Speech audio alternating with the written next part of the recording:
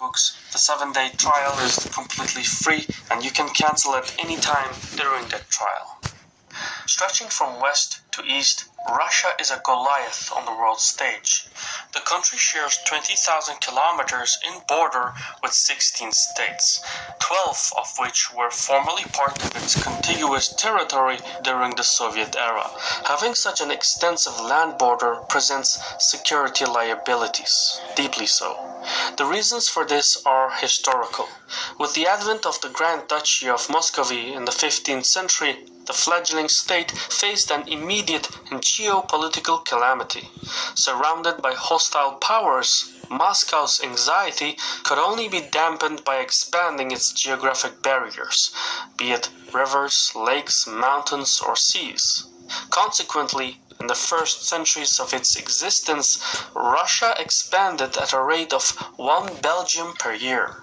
By the turn of the 18th century, Russia had grown to the extent of its modern borders.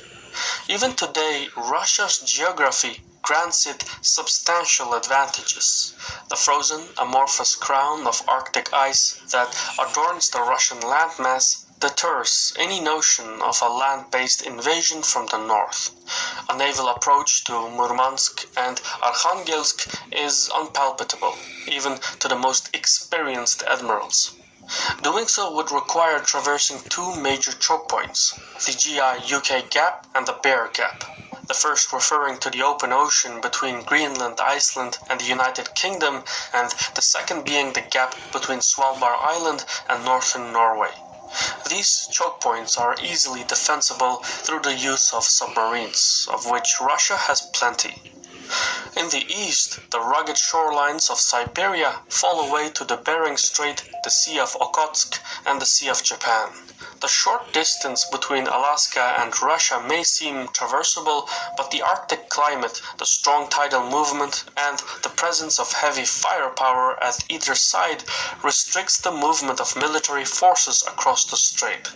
Comparably, through the control of the Kamchatka Peninsula and the Kuril Islands, Russia can restrict hostile actions in the Sea of Okhotsk and the Sea of Japan. Meanwhile, the Stanovoy Range and the Sayan Mountains cement Russia's foothold in the Far East. Even when movement is possible, the rough climate restricts navigation further still. Much of Russia's eastern frontier offers its military the upper hand in any engagement.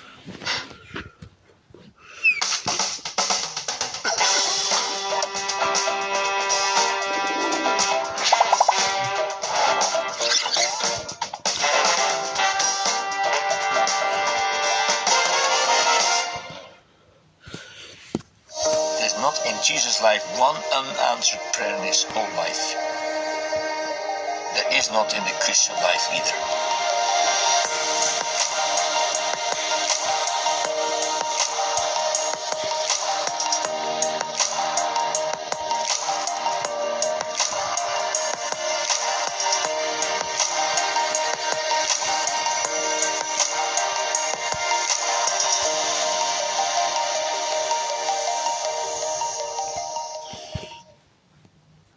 However, things are more troubling in Eastern Europe. Running from St. Petersburg to Kazan to Volgograd is the Russian heartland. About 80% of the Russian public resides in this area, and nearly every decision the Kremlin makes is based on the needs and interests of its heartland. However, the heartland shares the periphery with 6 other former Soviet republics: Moldova, Ukraine, Belarus, Lithuania, Estonia, and Latvia. The collective space they share is one of the most problematic regions in the world. To start, there are 2 anomalies: the Crimean Peninsula and the Kaliningrad exclave. Both function as strategic military bases that deny the entry of hostile forces in the Black Sea and the Baltic Sea. Both regions are packed with heavy armaments and area denial weapons. Foreign powers tend to think twice when nearing Crimea and Kaliningrad. Should a hostile power control these assets, movement in the Russian heartland would be immediately exposed to disruptions. In between, from north to south is the European plain. This permissive terrain extends like a triangle from the Netherlands to the Ural Mountains. It forms a conduit, widening as it stretches eastward. By the time the European plain reaches the borders of the Russian Federation, its width jumps to well over 2,000 kilometers, making it the largest exposed landscape in the world. The terrain here is flat, open, and indefensible. Main battle tanks offer some protection in these types of terrain, which is why Russia has about 13,000 of them, accounting for almost 1/5 of the global fleet. But even so, no amount of weaponry can fully defend 2,000 kilometers of flat terrain. Moreover, east of the border with Ukraine, the rolling landscape continues uninterrupted for 750 kilometers to the city of Astrakhan on the Caspian Sea.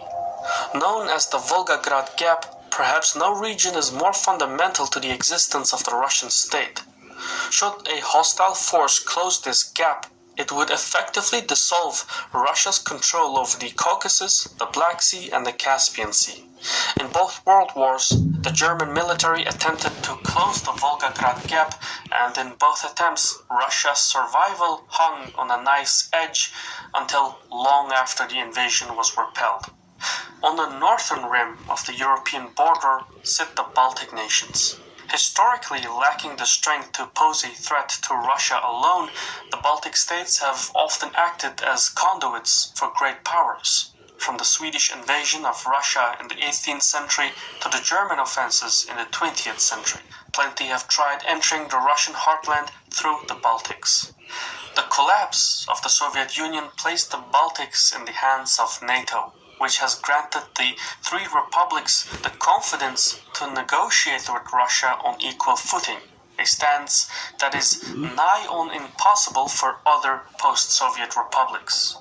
The loss of its East European holdings cost Moscow dearly, both politically and financially.